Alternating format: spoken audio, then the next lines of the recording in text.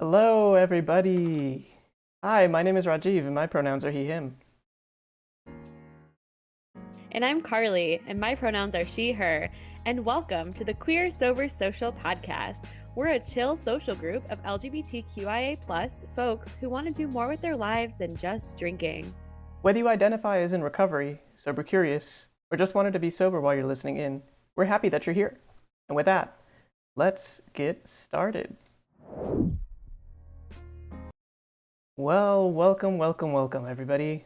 Today we wanted to talk a little bit about some intersectionality. When we're thinking about things that we don't normally talk about, it's generally we're talking about queer topics or sober topics or social topics, or if you're thinking about identity, you're generally thinking about like queer identity separate from gender identity sometimes, or like sexuality versus separate from gender identity. Or sometimes you may think about ethnic background different than religious background or socioeconomic background. And intersectionality, for those who aren't familiar with it, is combining multiple pieces of identity because people are not just one identity.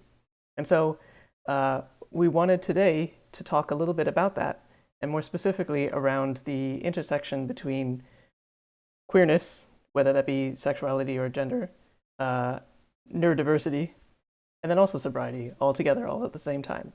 Well, today we have a very special guest. This is uh, they're part of our group, our Queer Sober Social group. So please, everybody, welcome Lee. Hi, I'm Lee, and my pronouns are they, them. I'm an autistic, queer, and non binary person working in a social science research organization as a research assistant, and I live in Chicago. I'm passionate about social justice and the intersections among marginalized identity, especially between disability and queerness. Yay, welcome to our podcast, Lee. You are such an awesome member of our community, and we're so thrilled to have you on the podcast today so that we can hear more about your story. That's great. You. And definitely welcome, Lee. Maybe we could get started with a couple simpler definitions. Can you, for everybody who may not be familiar with the word neurodiversity or what that even means, can you help explain and define what that is? Yeah, so I have a couple definitions here, but the concept in general is pretty new, and there are still, definitions being developed and other perspectives and conversations around neurodiversity. So I'll just share two definitions. One from the National Symposium on Neurodiversity. Neurodiversity is a concept where neurological differences are to be recognized and respected as any other human variation. And another to kind of add on to that, neurodiversity is a diversity of brains and minds is a natural, healthy, and valuable form of of human diversity. I think that that's an interesting way to try to encapsulate and capture a lot of the different things that we might attach to just neurodiversity, or what we're calling neurodiversity. So there are many things that fall under that umbrella. And so, in particular, you mentioned that I did like, that you are somebody who's like looking at all of this from a social science lens. And I'm sure we'll get into that in a little bit. But I think that there's a lot that we can definitely talk about in this realm of neurodiversity. Absolutely. I really appreciate those definitions. And I know that maybe neurodiversity isn't a new concept, but I know that this term is being more used in everyday conversation and it's more inclusive. And under that umbrella, like Rajiv was saying, falls, I know, the autism spectrum. And you, in your introduction, said that you identify as an autistic person. And I would love to hear from you what you consider the autistic spectrum to be. Right. So you're right. It is a spectrum, and also, autism is an identity. It's first and foremost, it's an identity. It's not. It's not. It shouldn't be considered a disorder. One website, neurocosmopolitanism.com says there are some forms of neurodivergence, like autism, that have intrinsic and pervasive factors in an individual's psyche, personality, and fundamental way of relating to the world. Um, so that kind of means that autism shapes worldview in every way. And under the neurodiversity umbrella, the movement promotes uh, for autistic folks a social acceptance of neurological difference as a part of the broad landscape of human diversity, and it seeks to bring out a world in which autistic people can enjoy the same rights and access and opportunities as other people. And acceptance of difference is essential to understanding, accepting, and benefiting from the contributions of everyone in our society and allowing people to live up to their potential. That's from Autistic Self Advocacy Network. And one important note that I wanted to share about autism is there are some organizations that want to promote autism as one spectrum of human diversity, and that's totally normal and totally natural. But there are organizations like Autism Speaks that works to promote a cure for autism, but autistic folks aren't looking for a cure, and Autism Speaks does not speak for us. I think that that's really important background, especially as we get a little bit deeper into this topic, because um, the idea of a spectrum is very familiar for people who might identify as queer. And something on a spectrum just makes more sense. And it's the same sort of ideals where, in a sense, that there are groups that are trying to quote unquote cure like some level of queerness, but it's not exactly the same, obviously, because neurodiversity is like a different dimension. But in the same way, I mean, queer people are not looking for a cure either. Right. And so it's an interesting parallel that I'm seeing. And so as I'm kind of thinking through these intersections between queerness and neurodiversity, can you maybe talk a little bit about how those two intersect for yourself, and what does that look like for you or for others in the way that you've seen it? Yeah, I'll start with others. So I did a little bit of research into kind of this phenomenon about queerness and transness and autism. And some I'm just gonna pull some facts from some research. So the first thing that I learned is that the main fact is that trans and gender diverse people have higher rates of autism and other neurodevelopmental and psychiatric diagnoses. This is compared to cisgender individuals, and by cisgender I mean people who identify as the same gender as they were assigned at birth. And research also suggests that autistic folks report increased homosexuality, bisexuality, asexuality, but decreased heterosexuality. So there's the main facts there. Um, Autism also presents a unique experience to the formation and consolidation of gender identity. And for some autistic folks, their sexual orientation relates to their gender experience. So by that I mean, autism shapes identity just like queerness shapes identity as well. Um, and there's a concept in in these identities called neuroqueer, and neuroqueer is kind of a way to look at the intersections of neurodiversity and queerness. And you could say that that's one way to define neuroqueer, but another way to define it could be like queering neurodiversity, and intentionally kind of framing neurodiversity, or intentionally kind of acting out neurodiversity in a way that is wanting to be an individual and wanting to um, express it in a way that is queering it for you. um, so that's one way to describe how autism and gender identity can be related to each other, is through this identification of neuroqueer. Um, so moving forward, there's one more fact I wanted to share. Um, Sexuality also has variance among autistic people of different genders compared to the general population. Also, more autistic people, especially women, report sexual attraction to same and opposite sex partners. Um, Again, this is more women than men reported also gender nonconforming feelings. So again, there's this diversity in the spectrum, not only of how you identify in terms of autism, but also among different genders who identify as autistic. So the spectrum is very wide, and it shows that if you meet one autistic person, you've just met one autistic person. Everyone is different. Um, so in terms of like why there's a connection, there hasn't been a lot of research into why. The research mostly just explains that there is a connection. So I have some speculation as to why there is. Um, and the first is like autistic folks are already less constrained by social norms and messages. So those kind of social norms and messages don't necessarily apply to autistic folks. And being queer and trans can be an extension of that.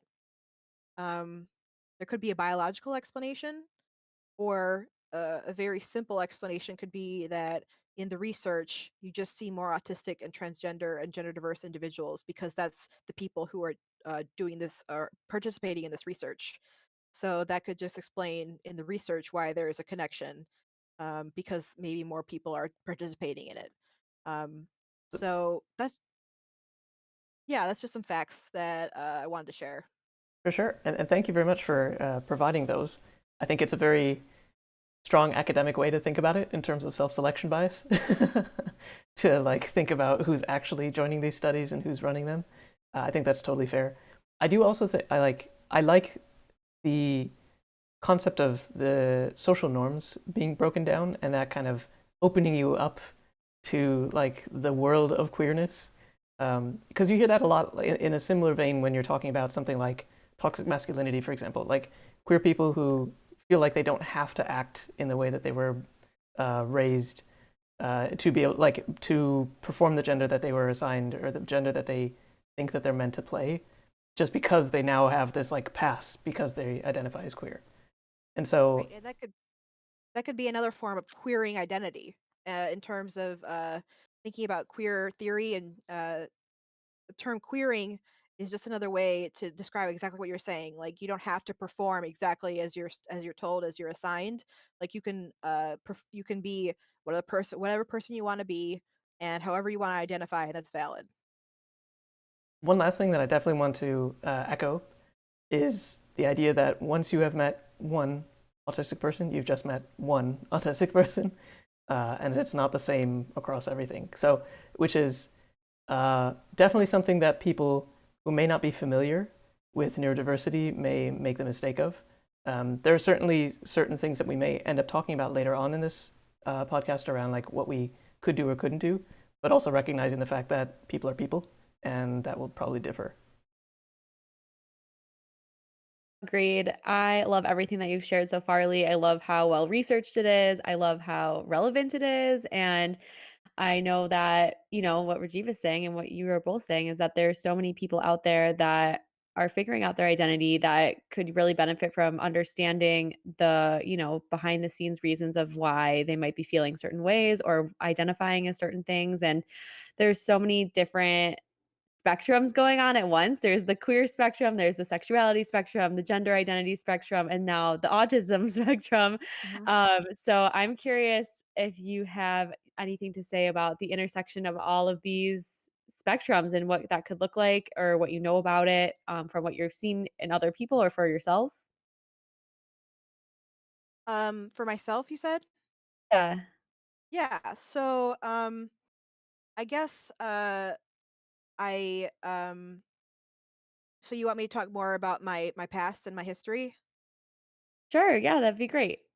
Okay. So I how I see it in myself is very much a past of feeling very different from people and not really knowing why, and also just generally having other conditions or ways of uh, moving through the world that were different from others, like having trouble with social cues, bad coordination, lack of social awareness, and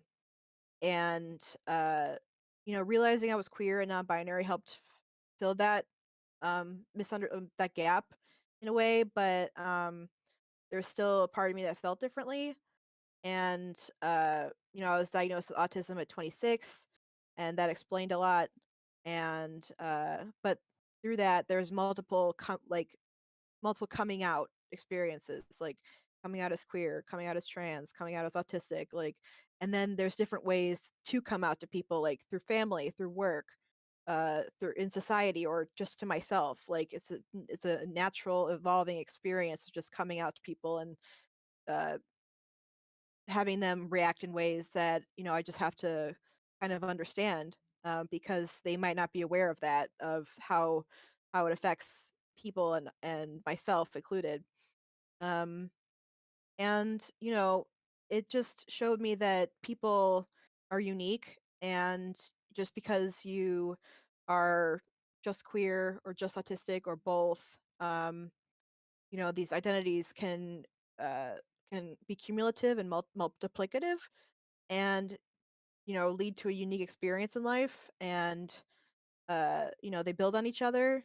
And so I guess what I'm trying to say is that um identifying in these ways just kind of showed me that you like like I was saying earlier, if you meet one person who identifies that way in one way, you only met one person, and there's a vast experience of human diversity and huge spectrums that people can fall on. And I was just kind of made aware of that over the years. That's amazing. And thank you for being so honest and candid about your experience and, the intersection of how all these different roles and identities play together in your life. And you are super unique and you're definitely, a light for anyone else that's experiencing neurodiversity or questioning their identity and what it means to them in terms of being queer. And I love the term neuroqueer so much. I think that's an awesome, like, name for it and like claiming it as something that's unique and queer and just being like, hey, we're here, we're neurodiverse and we're queer and like we're all gonna, we're gonna queer this term. I love it. It's really Hmm. great. And I know one other aspect of all this that we have touched on a little bit, but is now the rates of substance use disorders with people that have autism and how that really plays a role into being queer, having autism, and now potentially misusing substances. I was curious about what you know about all that. Yeah. Well, I there is a huge connection. Um, so I'm going to pull some more facts from some research. And so what I found is um, LGBTQ individuals with substance use disorders are more likely to have psychiatric disorders, mental distress, and depression compared to heterosexual folks. And especially if you're trans, there are higher levels of depression, suicidality, eating disorders. So by having, uh, so it could be one that having a substance use disorder makes you more likely to be mentally ill, but at the same time, mentally ill and LGBTQ can make you more likely to seek out substances. Um, and so that's why it's important that LGBTQ people who are seeking treatment should be treated for and screened for psychiatric problems, and they should all be treated concurrently as together, so it's creates a whole picture of a person. Um, and like I was saying earlier about having mental illness and a substance use disorder, the correlation of that in being LGBTQ can be the result of experiencing societal discrimination and internalized depression and experiencing trauma at home and at school, um, everywhere in society, experiencing trauma. And in terms of being neurodivergent and LGBTQ, um, those identities kind of are cumulative and multiplicative, like I was saying earlier, and they also mean that they're cumulatively marginalized as well. They kind of build on each other to kind of create identity that is more open and more exposed to discrimination. Um, and folks tend to reject others who don't conform to whatever they deem as normal. And experiencing these rejections can lead to and societal and personal rejections can lead to drug and alcohol seeking behaviors. Um, I know, in fact, being autistic, in especially, can lead to addiction, and that could be because of experiencing societal rejection and misunderstanding, or it could be a biological factor. Um, when you're all three, when you're LGBTQ, and neurodivergent and having a substance use disorder, they kind of all relate because of these facts of experiencing discrimination and feeling rejected and seeking out something to just feel better, despite all of these things that are coming at you. Um, and although they kind of, these identities can lead to social exclusion, by the simple fact that they're divergent. It's important to note too that queer, trans, and neurodivergent folks having labels can, create a connection between other folks who identify in the same way, and having those kind of unique experiences can bring folks together. So, um, yeah, although it's possible that, you know, having identifying this way can lead to a different kind of dark path, it can also bring about a future and a present day kind of experience of being connected to other people simply by virtue of identifying the same way. I think that that's such an important point because for a lot of people, labels in general are helpful shorthand. They're useful for people to find like-minded people, like you're saying. And whatever spectrum that tends to be on, whatever label you tend to use based on whichever spectrum, it still has a place. And of course, there's also a place where labels don't make sense because it can feel restrictive. But I think that that's a slightly different conversation in terms of what you're saying here. Um, I found it really interesting when you were talking a little bit about your background that you got diagnosed at 26. Uh, can you talk a little bit more about that? Because I feel like when you normally hear about autism and identification of that, it's generally for like younger children, or it's something that like never really shows up because like people learn coping behaviors or like you quote unquote blend in better or like whatever that may mean. Can you talk a little bit about just like your own experience in that process? And if anybody listening or if anybody watching is interested or may want to like go down that same path, what they could do?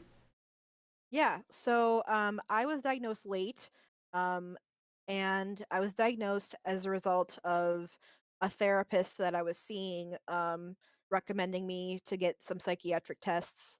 So literally went to a psychiatric testing site and got a battery of tests for like 4 hours.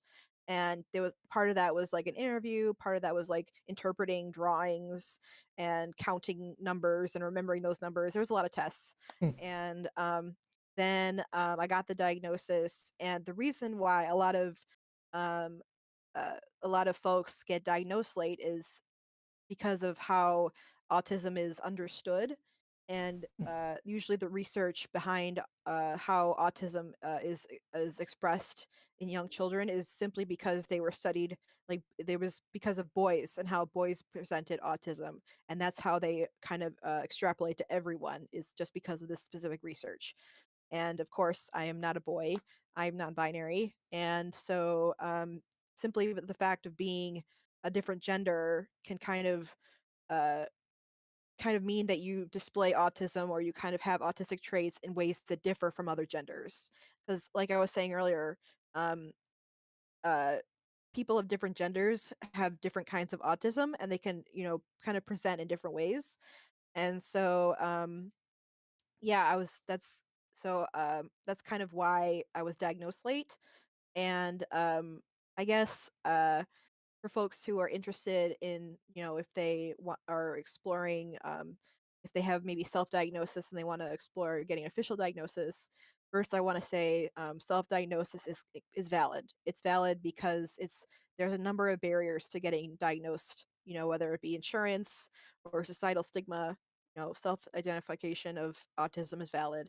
But for folks who have the means, you can go to talk to a therapist, talk to a doctor about getting professionally diagnosed. And what that does is it kind of leads you to kind of gain access to societal supports, like disability payments, for one example.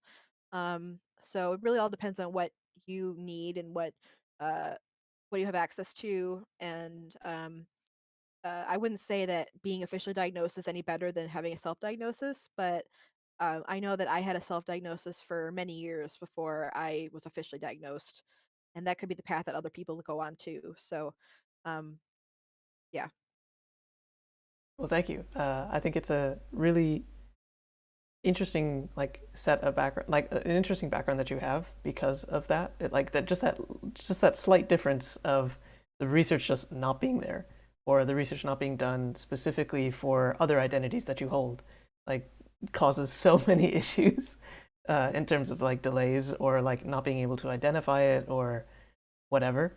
So I find that really unfortunate but interesting at the same time because like that's there's not really an equivalent parallel that I can immediately think of or like other things generally because like there's so much research done into more physical disabilities or like physical issues that like and also in many ways is some many times independent of gender. It's more like physiological rather than gender based, and so that to me is really a curious thing to see. And and also it's not that there isn't research into autism; is that all the funded research is being focused on having a cure. You know, there really isn't research on autism just to understand it better and to mm, help people advance in the world and to be more prepared and be more accepted. It's all because they're looking for a cure. mm, yeah, So interesting. I didn't know that, and that's unfortunate, definitely, because, there doesn't need to be a cure. There can just Right. be acceptance, and I really appreciated what you had to say about self-diagnosis because I completely agree with that it's not always possible to get a for sure diagnosis, and a self-diagnosis is completely just as valid, and Hmm. only difference, like you said, is the backing of social supports, and it's a shame, but I hope that by spreading the word of you know yourself best and you're unique and you know your experience and use that to your advantage and you And that know you're an expert in your own experience, not a doctor, not a psychiatrist, but you are your expert on your own how you go about in the world. And that's why self-diagnosis is completely valid. absolutely. Well, I really appreciate you sharing your story. I would love to know how we as people that are queer but maybe don't necessarily know as much about like having autism what can we do to be good allies here to individuals in our community like yourself and others that we meet that do identify as on the spectrum? Well, there are some good online resources. There's organizations like ASAN, Autistic Self Advocacy Network. There's the Asperger Autism Network, the Autistic Women and Non-Binary Network. You know, a bunch of these these coalitions of people coming together to kind of bring autistic people resources that help them be self-efficient, self and sustain and be able to go about their lives in society. And in Chicago, there are resources like Center Halstead and Howard Brown for queer folks. And they, as a queer autistic person, you might feel more inclined to get support from a queer organization um, if you're autistic. So those are just some resources that I found to be helpful um, for to be a good ally. And there's also ways to communicate that are helpful.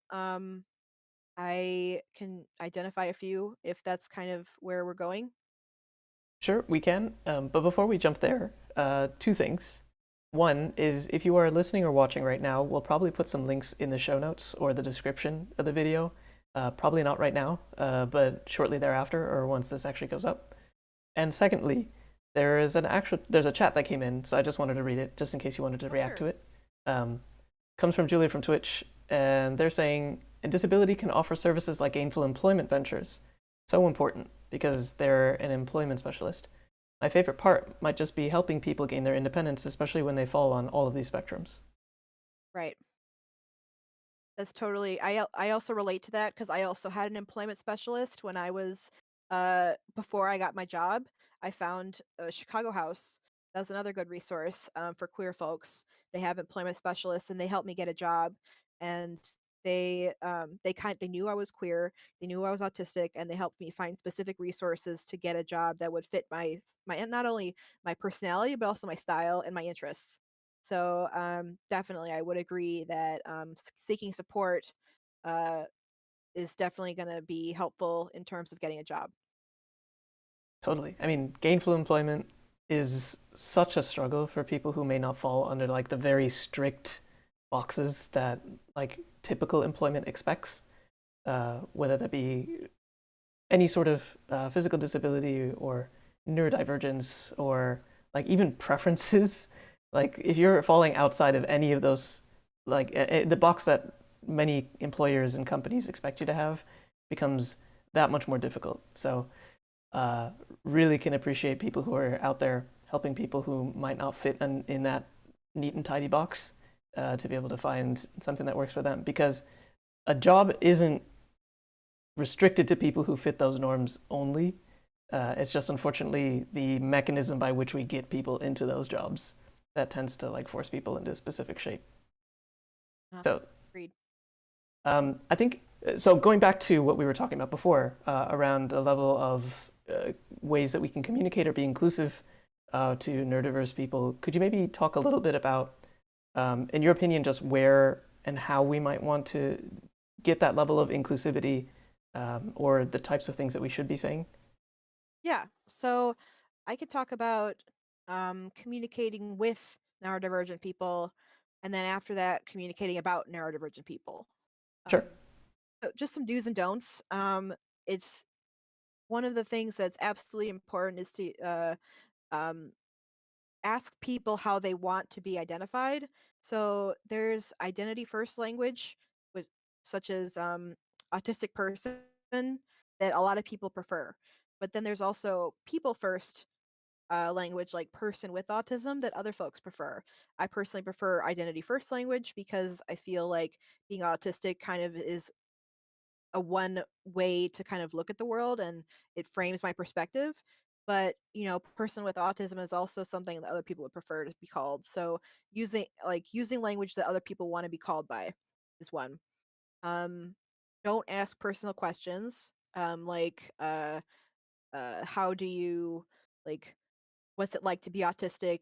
As long as somebody doesn't consent to it. Like I think that if somebody's consenting to it, definitely ask questions about it, but asking personal questions to somebody you just met who's autistic or somebody you don't know very well who's autistic is definitely you don't want to go there first. You kind of want to you want to build a friendship or some sort of acquaintanceship with them before you can get to that level of personal questions. Um, and finally, when you do communicate to autistic people, don't assume that um, we can't understand what you're saying, like, and being condescending and talking down to people because of that. Autistic folks, we know ourselves best, and we know how to advocate for ourselves, and we don't need paternalistic people coming in and being like, "Oh, you need this resource, and because of this thing." And no, I think folks who are people are experts in their own experience, and we can surely seek out those resources that we need without someone doing it for us, unless that's kind of what someone is asking for. Um, so that's kind of tips about communicating with neurodivergent and neurodiverse people. Um, and then communicating about them is also got some I also got some tips for that. First is that we want to promote the social model of disability, and instead of the medical model, because the social model is kind of like framing disability and neurodivergence as a natural variance of human behavior. And that's kind of a framework that leads you already kind of primes you to think, okay, this is a spectrum of things and that it's just part of variance of human existence. And autism and neurodiversity definitely fall on that kind of spectrum. unfortunately, a lot of research that I've found and that I was reading for this still kind of promotes autism spectrum disorder and ASD as a way to talk about autism. And that's just part of the medical model, kind of medicalizing these conditions that could otherwise be explained as just differences of ability. Um, and last but not least, one of the things that is crucial is the medical model also promotes functional labels.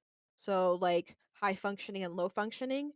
And that's also something that could be really tricky and really kind of uh, unfortunate about how we distinguish autism because, again, it's a spectrum.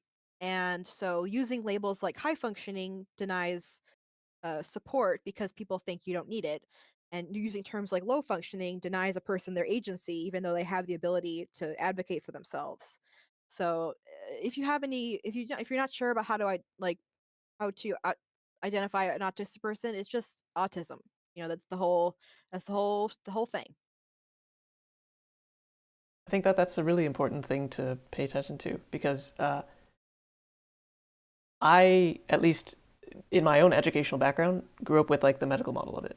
And learning about the social model of disability, whether that be for neurodivergence or for physical disabilities, they tend to have a little bit of unique language distinctions because with an identity, like identity first, as you're saying, like makes perfect sense. And in the way that I've seen it generally, however, has been where it's the other way around for other types of disabilities. And so like, because you want to put the person first in that respect. And so Other types of identities too. totally, absolutely. Yeah. And so I think it's really important for us to think about what is the language that we're using, especially as we're talking to autistic people in general or about autism in general, especially since like there's some habits that I probably need to break regarding the language that I have around autism, especially since like within something like the DSM, the Diagnostic of Statistical Manual, I think. The Diagnosis and Statistical Manual of something. Psychiatric and something disorders or Yes. something like that. I am definitely not a psychiatrist or psychologist, so don't at me. Either. In there, they do talk about it from a medical lens, and Yeah. they do use language that exactly like you're mentioning. And as somebody who did like go through a psychology program, I was doing business type of psychology where we do not like we assume everybody's just able to work. So like that level of identity kind of doesn't come into play. It's something that I've been like familiar with in the background and something that's just been a part of how I've been learning about it. So thank you for some of the education as well. Absolutely.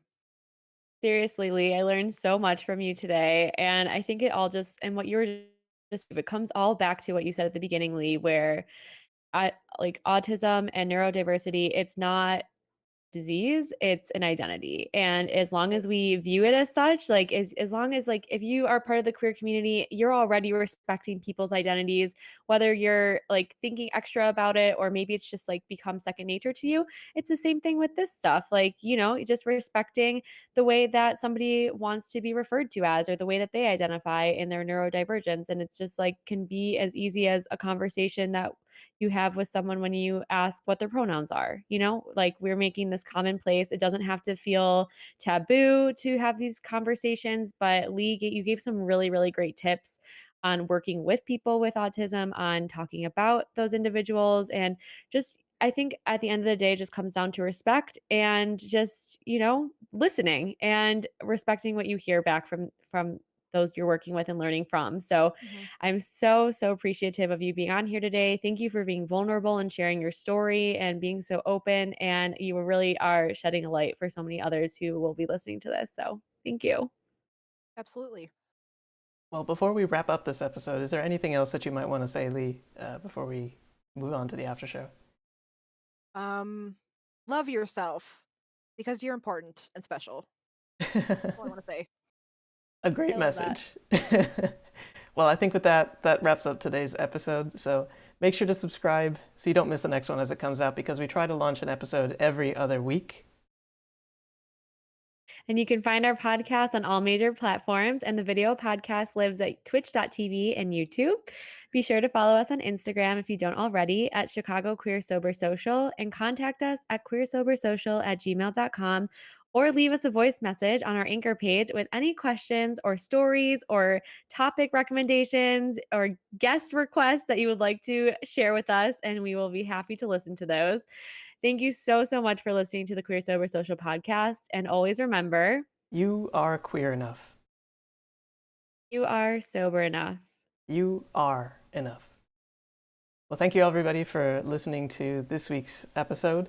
We're going to take a little bit of a break, and then we'll jump right back into our world famous, because we're actually listened to in other countries, world famous after show.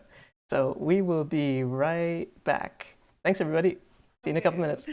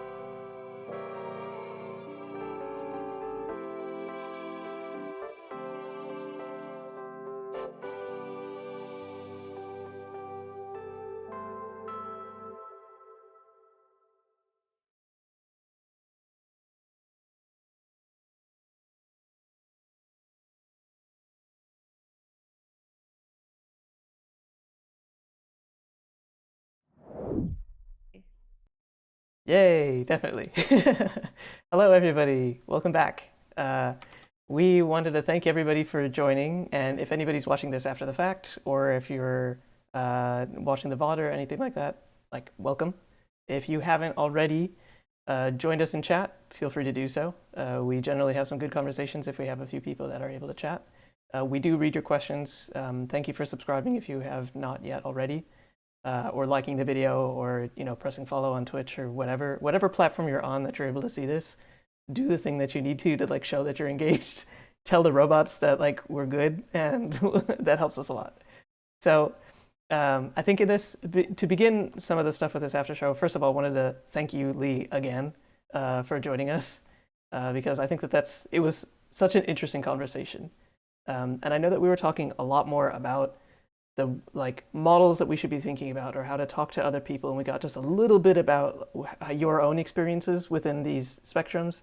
Could you maybe tell us a little bit more about yourself, just so people who might be watching this after the fact would have a good sense to understand a little bit more about who you are? Yeah. So I have a little bit of a history with kind of how I came to recognize myself as queer, autistic, and non-binary. Um, I I kind of started out feeling very bad about everything. Um, Sounds like familiar. yeah, I felt that being the way I am was different and too and bad different, not good different. Like I would get picked on a lot for other kids at school, and it was for things that were out of my control.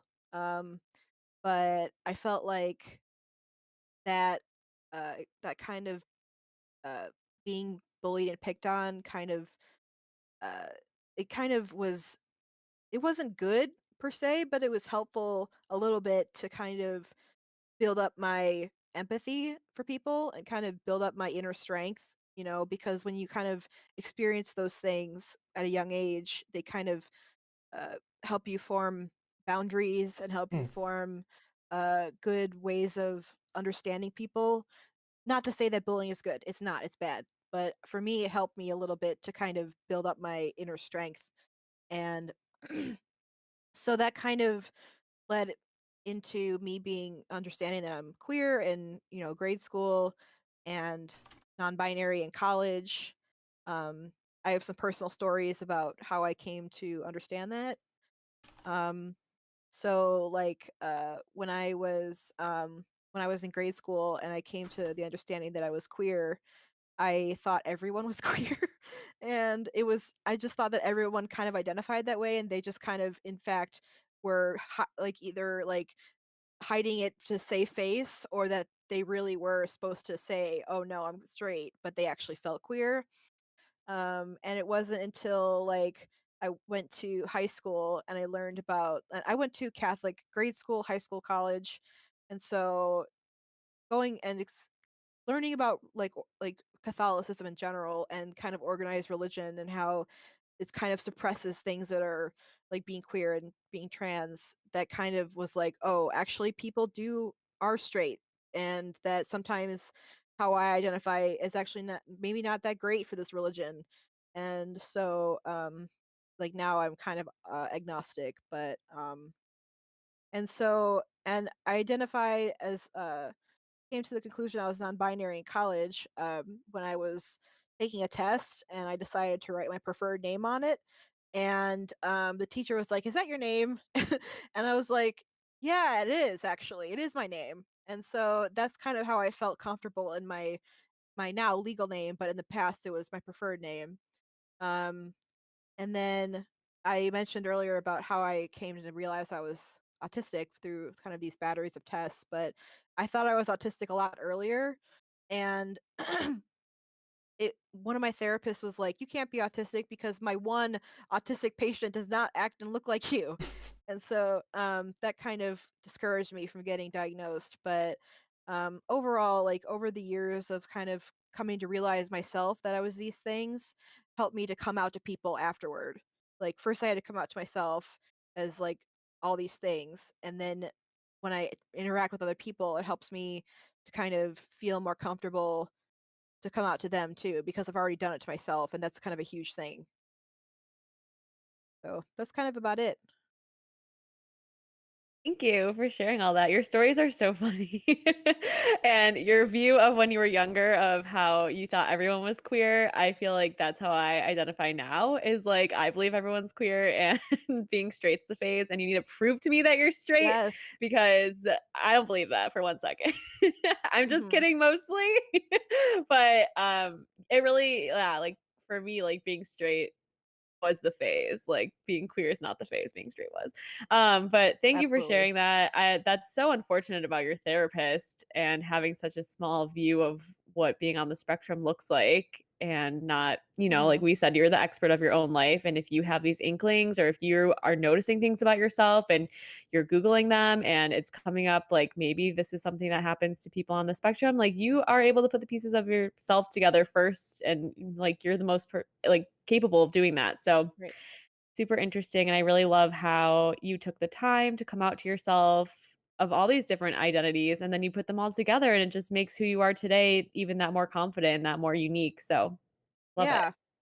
Yeah, I would say though that if I could go back and kind of redo it, I wish I wasn't in Catholic school. Because being in Catholic school Mm. was the worst for me to come out to myself because not only are you taught like, okay, this is bad and this is bad and you have to be this one specific way to be good, but like my Catholic schools in grade school, high school, they did not have services for students with disabilities. And because those schools, Catholic schools, parochial schools, don't have to abide by the same rules as Mm, public school. Right. So I feel like if I was in public school coming to know myself, I'd feel more relaxed, even though I probably would still be bullied, but like I would have more support and I could turn to adults who aren't going to discriminate. So, um, Right, yeah, and then the school has the supports kinda set up in there too to get you kind of on meeting with different, people that can help you out in the classroom setting as opposed to trying to repress certain yeah, things about yourself. yeah, Yeah. I had a question for you, Lee. Ugh. sure, And it's more just like a personal opinion type of thing. What I've been debating in my own head has been around the idea of self-diagnosis, um, and like where the level of expertise actually does play a part and is actually helpful, especially when distinguishing things that might have similar sorts of like symptoms per se. I mean, I'm using a very medical way of saying it, but like similar ways of thinking or um, similar things that may cause the same result. For example, like a common thing that I've heard is around executive function, which is like the ability to actually like manage yourself and like be able to do something in a very like ethereal way almost.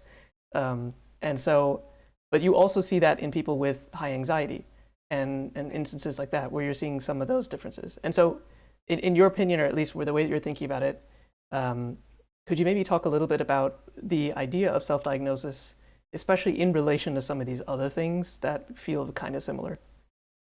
yeah. So of course, I don't mean to imply that people who self-diagnose like are have the same level of expertise or knowledge as like a psychologist or psychiatrist, but at the same time, those professionals are not to say that they're not. What I'm trying to imply is that when with self-diagnosis, what I'm trying to imply is that um, folks that self-diagnose typically do the research. They Sure, do look in the DSM.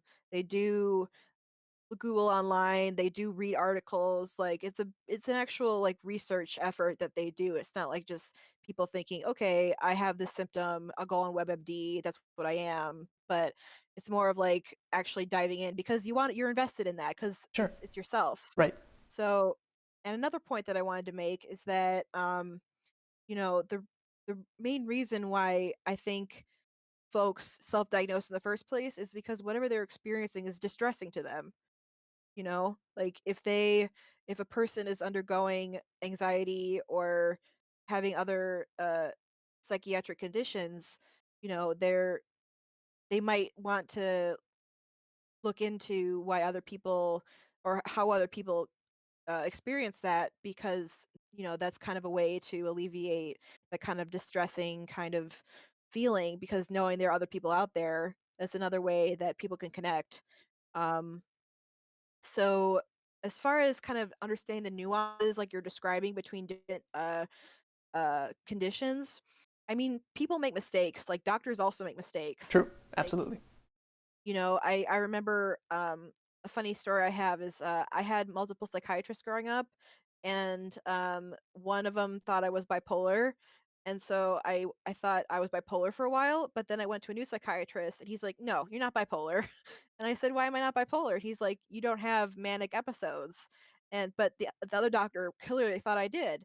So, I mean, they can have different perspectives too, just like we do. So, it could be you could be wrong in your self-diagnosis, like, uh, if you're not if you just don't do the research, but, um, it's not to say that, your self-diagnosis is invalid because of that. Like, what I'm trying to say is that, uh, it's a first step sometimes. You have to understand yourself, and then if you want to or if you can, then you can get a professional opinion.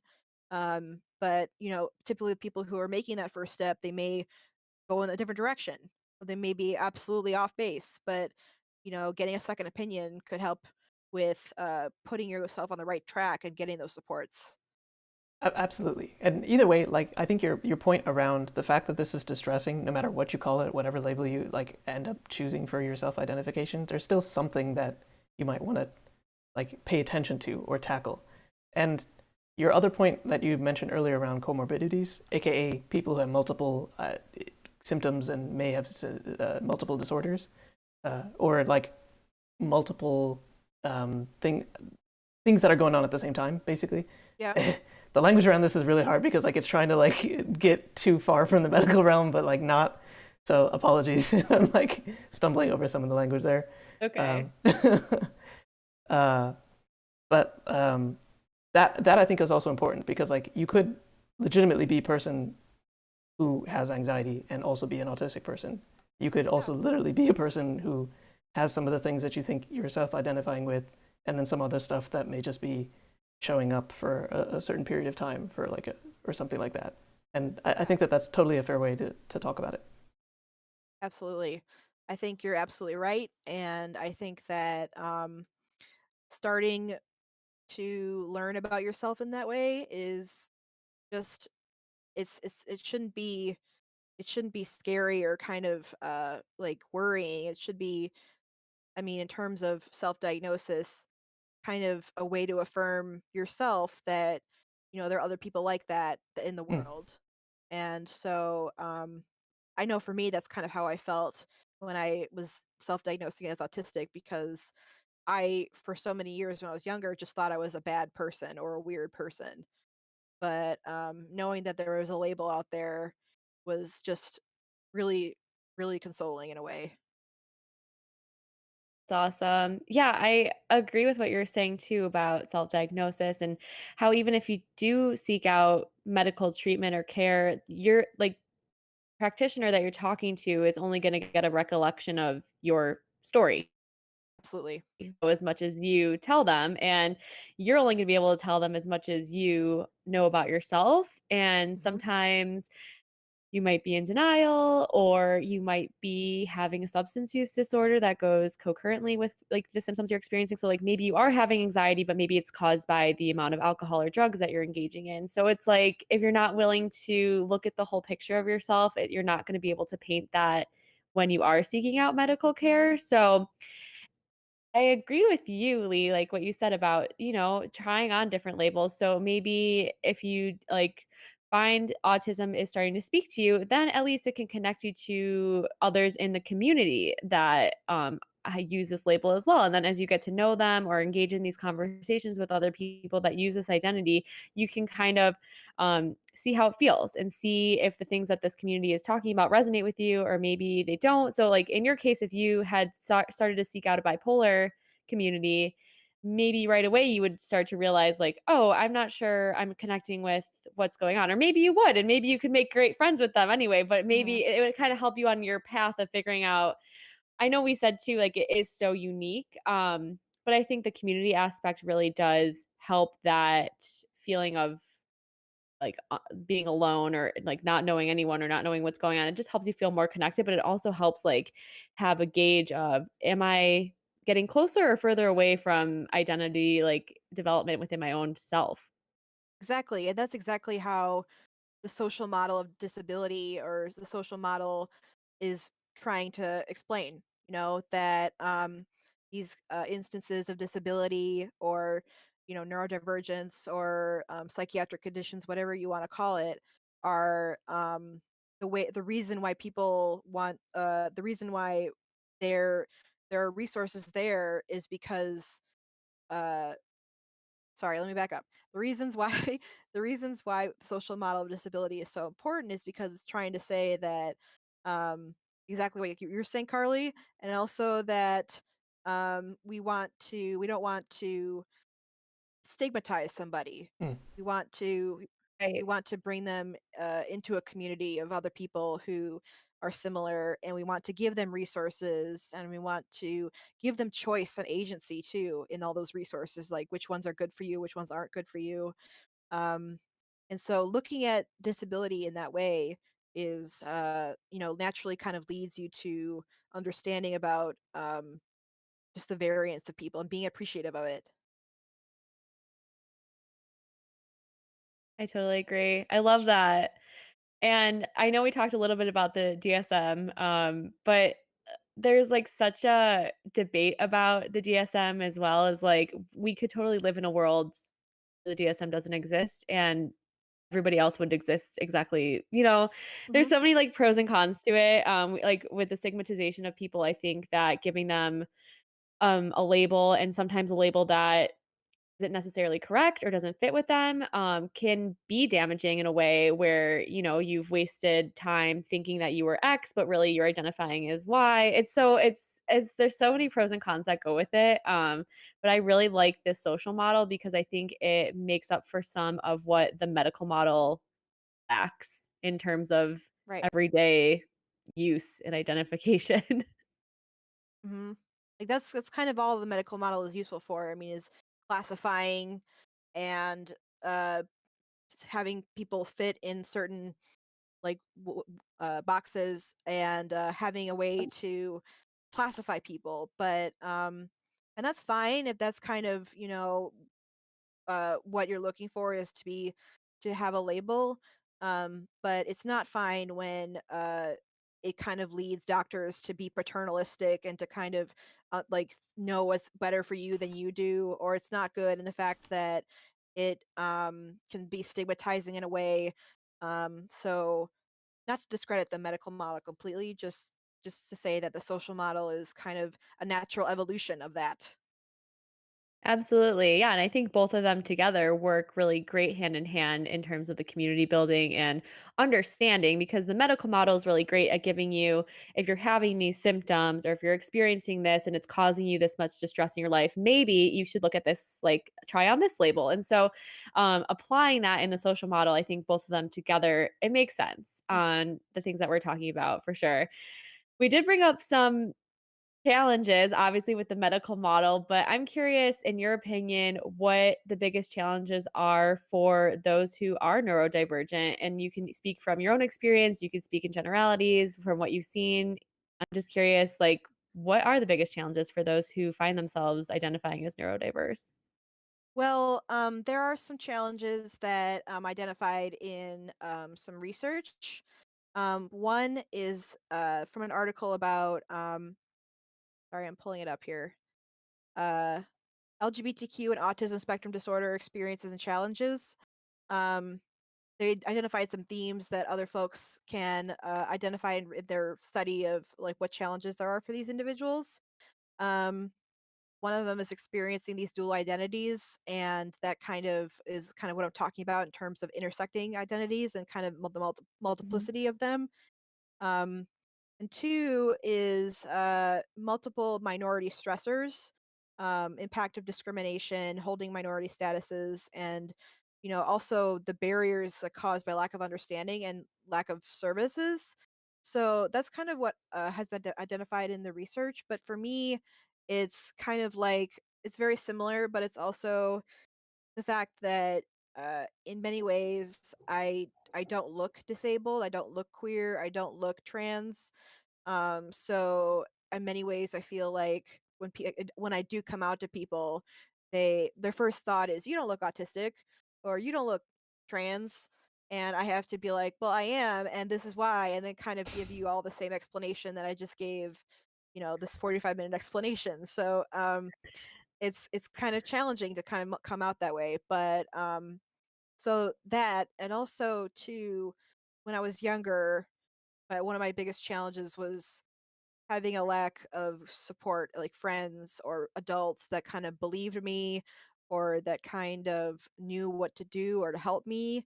Um, I remember there were guidance counselors at high school and therapists I had where I'd tell them, "Hey, I feel different and I don't know what to do about it." And they're like, "Okay, well, what you could do is." I had one therapist who was like, "So your friends like sports? Why don't you read the sports section of the newspaper?" And I was like, "Okay, I'll do that." And then it didn't make me feel any better. So yeah, just kind of encountering those people early in my life was a big challenge, but now I know better, and now I'm able to identify what's good for me, and so I would say, just the kind of first the erasure of the kind of my experience based on how I look, and second being the lack of support in early childhood. Definitely. Oh, I feel so hard heavily for you, and I know that today this is a more prevalent conversation than probably it was when you were growing up. And I'm also curious about how you feel about how autism is represented like in mainstream media. I know that there's some like I don't know, there's some shows that are on like major streaming platforms like Netflix and Hulu and stuff like that. How do you feel representation has, helped this conversation or has it hurt it in a way in what you think? At this point, I just avoid all media that represents autism or claims to represent autism because I have not found any good ones. Mm, Um, I know that there was a reality show about dating with the autism spectrum. I don't know what it was called, but to me, I don't care if it was the best representation of autism that you could ever have. The fact that whole premise behind it, just like, "Oh, we're gonna match these people, and one of them is clearly socially awkward, and the other one's definitely not, and we're gonna see how the socially awkward person becomes not awkward," and it's like, we're not like shows that people can just watch and consume, like, we're real people, and, it's but the thing is, reality is not doesn't make money. Reality isn't as interesting as what we fabricate on TV. So, it's never gonna be an accurate representation because it's just for TV. So, um, I can't speak to specific other shows. Like I know that there's The Good Doctor, and there's uh probably another show I'm not remembering, but I avoid them because I just don't think that as long as autism is displayed on TV, it won't ever be given an accurate like explanation or an accurate or coming from a good place either, like a place of understanding and not just like wanting to commercialize it. To me, that feels like a little bit endemic to reality TV as a genre in the first place. So, yeah, definitely hear you and 100% agree with you. Because you're right. True reality doesn't make money. And the Right. scripted reality TV, or like semi scripted, or like mostly scripted, or whatever level of scripting there is in reality TV, just, I don't know, is meant to manufacture some stuff Right. and sell some other things. So, Yeah, and it's meant to appeal to the largest majority of people that, and of course, if you appeal to that group, you're gonna appeal to people's stereotypes of how you totally. identify or how you experience autism. So, right. it's just naturally gonna be like the cycle is gonna we're gonna start with stereotypes, and people are gonna eat those stereotypes up, and then it's just gonna become a cycle of like viciousness in terms of how we understand autism and TV. So, um, yeah, that's why I avoid it. I avoid it. Sorry. Yeah, no, I No need appreciate to your take on apologize. that. Yeah. I mean, I'm pretty sure that nobody's gonna feel hurt about watching something. No, because like there's that whole conversation of representation matters, but at the same time, it's accurate representation matters and respectful Mhm. representation matters. So just because there's representation doesn't necessarily mean anything. It doesn't mean it's, helpful to that community or respectful in any way. So I appreciate your take on that. Mhm. And I mean, let's not forget that Hollywood and TV and things are still struggling with, on the face of it, diversity rather than things that are not immediately visible. So Yeah, they got a long way to go. Yeah. really do. I love the way that you speak about yourself now and how you've come to terms with your identities and how they intersect and how you just are so open and able to, you've gone back in your own timeline and pinpointed some, pivotal moments for yourself. But I would love for you to tell us and share with our audience, like, how did you end up coming to this place of just openness and self acceptance with all that you are, with all your intersectionality? Well, I think that what kind of came to that how I came to that was marked by struggle. I think that I was in a very dark place for a very long time, and I didn't know who to turn to or who I could get help from or even who would even understand me. And so the way that I kind of came to be open and accepting is because I don't want anyone to ever feel like that. And I don't think that uh I don't want to ever uh if I could have anybody feel that way. So my openness and self-acceptance came from a place of like I had to first deal with the struggle of how I I couldn't fit in, and then it's kind of showed me that people are it's okay to be different, and it's okay to experience life differently, and that doesn't mean it's bad. And so it kind of gave me a certain empathy to kind of for people who are experiencing things the way I did, or even if they don't, but they just feel differently. Um, and I'm open about it now because I think, you know, that I there's got to be other people that have experienced things like similarly to me, and if I could ever speak to those people or affect them in any way by what I'm saying or what I'm doing, then that I think that would be something that I would really like. And frankly, like just being on this sort of podcast or like being able to speak about your own experiences through something like this, I honestly think that somebody out there somewhere, maybe it's not today, maybe it's not this month, but somebody sometime will probably find this, stumble upon this, and then I honestly think that just sharing your experiences is going to be helpful.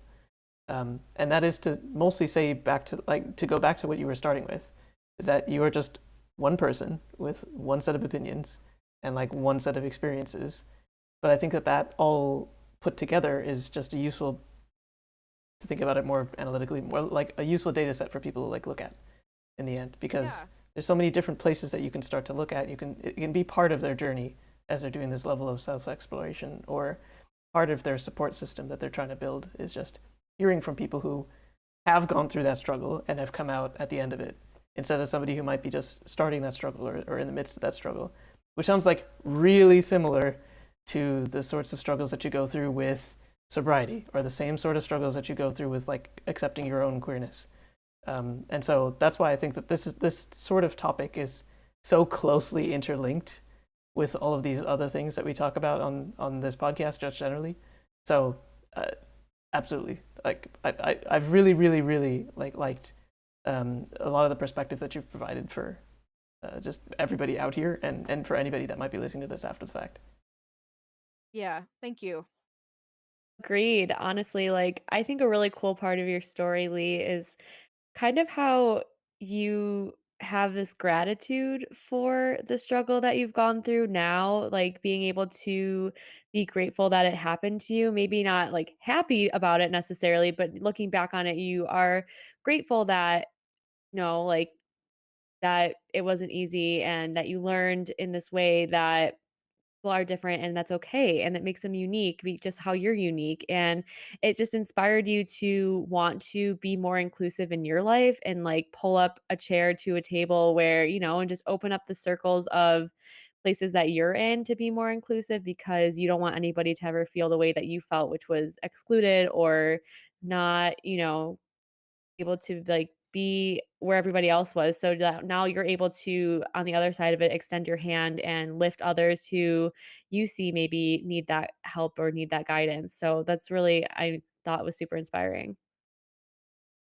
Thanks. And I also think that by experiencing these kind of struggles early on, like societal kind of discrimination in particular, then by looking at it in over the years and by trying to understand it, you're naturally building empathy for other people, which people of privilege maybe don't actually have the same experience because they're not doing that self-reflection. They're not going through these things.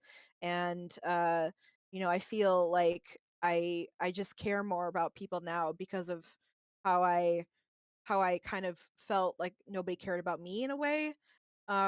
So I do agree with you. I do have exactly what you said. I have gratitude, but I'm not exactly happy about it. But I find that I learned a lot. Yeah, I think that that's probably the best that you could hope for in situations where you might not have wanted something to happen, um, or something that has resulted in some level of struggle. Hmm. So it's probably the most the healthiest way that you can probably think about it. But I definitely can appreciate the still like not wanting things uh, and not wanting it in the first place kind of thing. So Yeah. Yeah.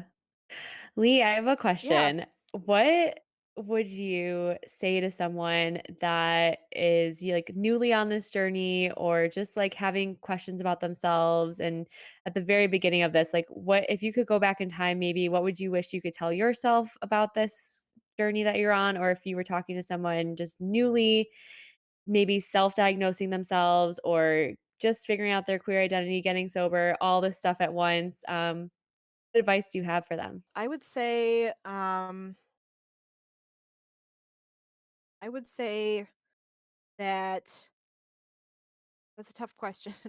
um I think that starting on the journey of learning about yourself and coming to the realization that you have this kind of identity or this perspective or this experience that may be different from other people, that that can be a gift. you know I actually read or watched a YouTube video recently about autism, and I saw that uh in terms of like developing history over the years, that autistic people may in the past may have functioned as kind of a type of person that could help like synthesize knowledge in ways that other people couldn't, and that the different perspective kind of maybe was uh in some for some like groups of like hunter gatherers like beneficial for that.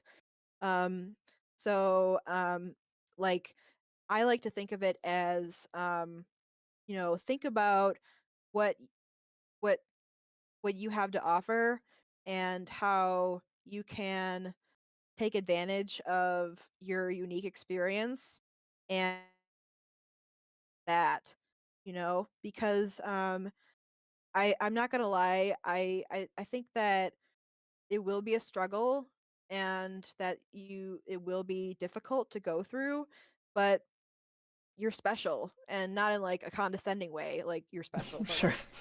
like but in a way that's like you're special just like everybody else is special, but like you're uniquely special. So kind of framing it like that, I think, is a good way to kind of move forward. I love that. Thanks, Lee. I think that's really cool. And just being able to view it as, your identity is your superpower. There's nobody else in the world that's exactly like you. And that goes for everyone. But once you can really hone in, like, who you are and just be unapologetic and just be super confident in that, and just knowing that, like, I have so much to offer and this is what it is, like, and just being able to present that outwardly to the world every day, like, there's something so, like, awesome and really empowering in that. Definitely. And I want to emphasize though that I'm not talking about when I say that that people like who are autistic are special. I don't mean to say that like everybody who's autistic becomes a savant. I just mean to say, which Right. is a stereotype. No, that is. Yep. Good I to just that you're I just mean to say differentiating. that yeah, I just mean to say that you know this kind of neurology that I have is yes, it's different from other people, but it also uh adds a different perspective on ideas and theories and concepts. And I don't think I ever would have gotten into this line of work if I wasn't autistic, because I'm a research assistant. You know, I want to be a researcher someday. I want to use kind of the way that I synthesize knowledge to kind of bring about better knowledge. Um, and so it's just kind of shaped everything about me, and in a good way. I mean, definitely it was bad in some parts earlier, but it's definitely felt like I I've been gifted a experience that will help me to hopefully help others, like through social justice work or through research or any of those things. I think that's one of the reasons why I like the word neurodiversity and like the emphasis on diversity of it, because that, I mean, obviously there's like a more purely definitional reason for the diversity side of it, but also it at least primes people or like triggers some connections with the idea of wanting diverse ways of thinking. And certainly, like Absolutely. as someone who has sat in the business like research side of things, like that's something that every team wants in general. It's just like some different ways of thinking and some level, like the correct, like enough diversity for people to still work together without like getting at each other's throats, but at the same time, like have enough differentiation where you can actually come up with something that nobody's ever thought of, or Right. like because it's just bouncing off somebody's head in a certain way, like that's something that comes out, something new comes out basically. And so that I really do appreciate the idea that that different way of thinking, and that way of defining special and like that way of thinking is, I think, more needed within broader society and like in within jobs and like within research and within teams and whenever we're working together. I think that that's such a missing piece of the puzzle a lot of times. Right. And I guess while we're on the topic of diverse neurodiversity, I just kind of wanted to make a point before I forget. Um, in terms of the language of neurodiversity and neurodivergent, um, the when you say that someone is neurodivergent, it's not that you're saying that they're not normal, but that they're, by statistics, looking at things Hmm. in that way, like they're statistically not in the majority, and that's just a fact. That doesn't mean it's bad or good. It's just kind of how things are. So, yeah, you're right. Bringing about diversity of people, I know naturally leads to a diversity of thought. So that's a good way to look at it, and also I'm sure it definitely helps uh, come up with unique ideas and perspectives that could be beneficial for business or for technology or for science or for other innovative types of work in this world. So I do agree with that. Although I also agree with your call out that like literally not every dyslexic person is going to be like the stereotypical savant type of thing, and that's not the reason that Absolutely. that's different. Like it's there's just different ways of thinking about things that they can be completely average like everybody else and just have different ways of Yes. thinking about the same things. Right. Absolutely. Can I give an example? Sure, of course. So I was on a project where I had to match different types of uh people with their families. Mm. And one of my autistic traits is that I obsess over patterns, and I can't help but find patterns in research or literature or data or whatever. And I was able to catch an error that many people who worked on this never even thought to look at. And so I'm an average person. I'm not a savant, but I was able to do that. And still, that kind of helps me just realize and remember that, I kind of have this unique experience. So cool. Thank you for sharing that story. And I love how you Hmm. said too that coming to terms with your identities has shaped, the meaning that you've made in your life and the way that you are pursuing a career and what you want to do with your abilities and with your knowledge and what you're interested in. Like that's really awesome. Like to be able to go through this whole journey, come out on the other side, come out stronger with more compassion, more empathy, and now you have this like great meaning in your life that you know that you don't want anybody to feel the way that you ever did before and you want to just help people on their path and help do this amazing research that is much needed, as you mentioned way earlier in the podcast, that there's not enough research in these certain areas and we need people like you. We need people who care about autism, like the spectrum, and wanting to fill in the gaps and not make it so like male centric and make it so Right. that's applicable to the diversity of everybody that's included under these terms and umbrellas. So I think that's so cool. Thank you. I'm so happy about it. Well, I'm also really, really happy that you were able to make it today and to be able to talk about this because, I mean, like we started, this is not something that you usually hear about when you're talking about queer topics.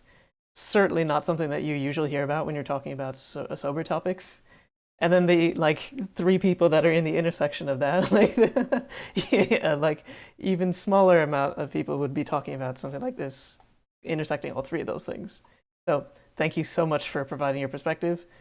Thanks for also bringing the facts and some of the research, whatever little there is, because I think it's important to back some of this stuff up with data rather than just a bit of, what's in popular media or whatever, just because Right.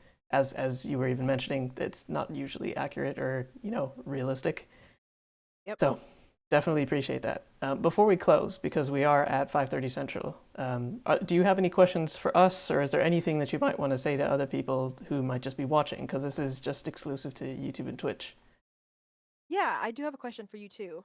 Both of you have a psychology background, and both of you have like mental health and backgrounds and experiences.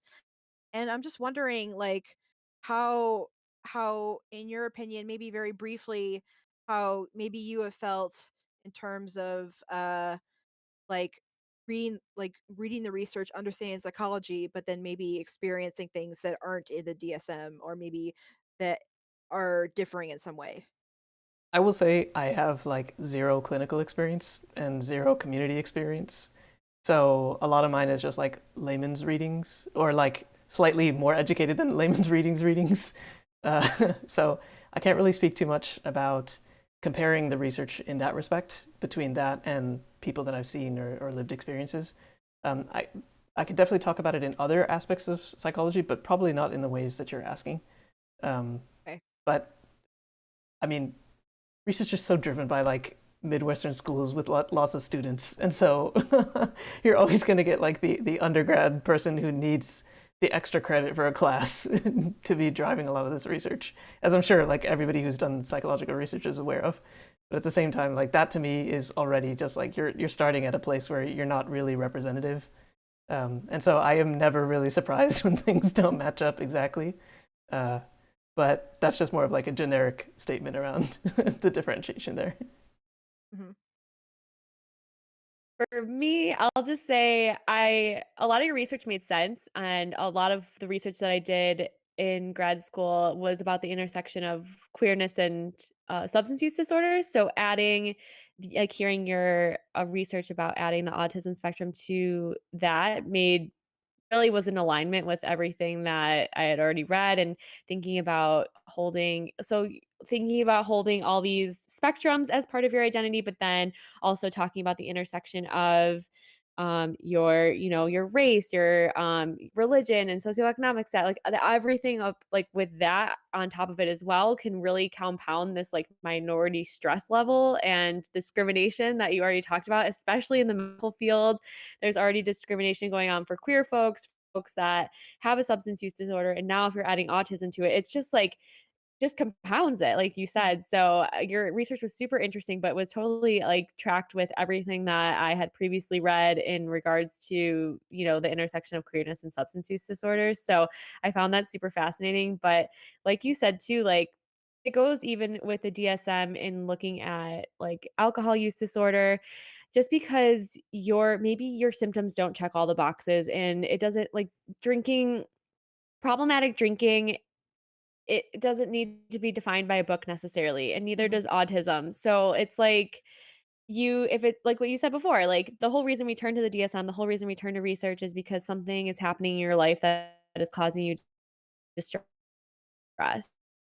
And if it helps put a label on it, please do. And it's like if I don't necessarily meet all the problematic, criteria for a drinking problem, but stopping drinking alcohol is really helping improve my life. Like, does it necessarily matter? Or like if I don't necessarily like fall under all these categories for autism, but being part of the autistic community is really beneficial to me, and having these resources that have the label autism on them, does it necessarily really better so much. Yeah. So there's a lot of flexibility in there. And I mean, those are just my initial thoughts on your question. But Mhm. I think too, going back to the self-diagnosis thing, like if you're finding that something's working for you, I'm not going to tell you to not do that thing True. because Absolutely.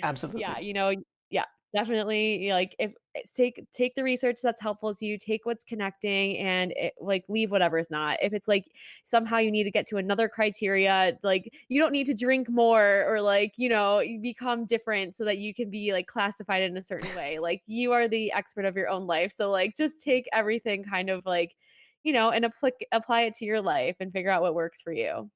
Absolutely. And I just want to say one last thing from what both of you have said. Um, there's one thing that the DSM or research can't really capture is the human factor sometimes, and how each person is unique in terms of their experiences and what they've society has taught them and what they believe and what they experience. And so, just wanted to make a point that because there is that kind of unique human factor that, like you were saying, Carly, if you don't check all those boxes, then that's completely okay, and that you're still a unique person in this world. Like, you know, it doesn't Ah, make your it just it's experience just is it's still okay. valid. You're still valid. So, and the research is also still valid, but it doesn't account for that human factor, like you said. So, you add the human Right. factor and you decide what that means to you. This is a stupidly old reference, but this reminds me of like the subtitle of one of my social psychology like research books. It was called like it was trying to be like deep or whatever, and it was called "Capturing the Weight of Smoke."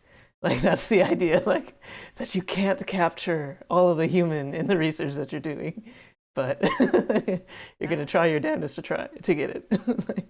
Yeah. that's so funny. Well, thanks for your question, Lee. I really appreciate this conversation that we had right here at the end. And thank you for everything you shared. Thank you for being here today. This has been amazing and really, really informative. Thank you so much for having me. I also learned a lot from you, and I really enjoyed it.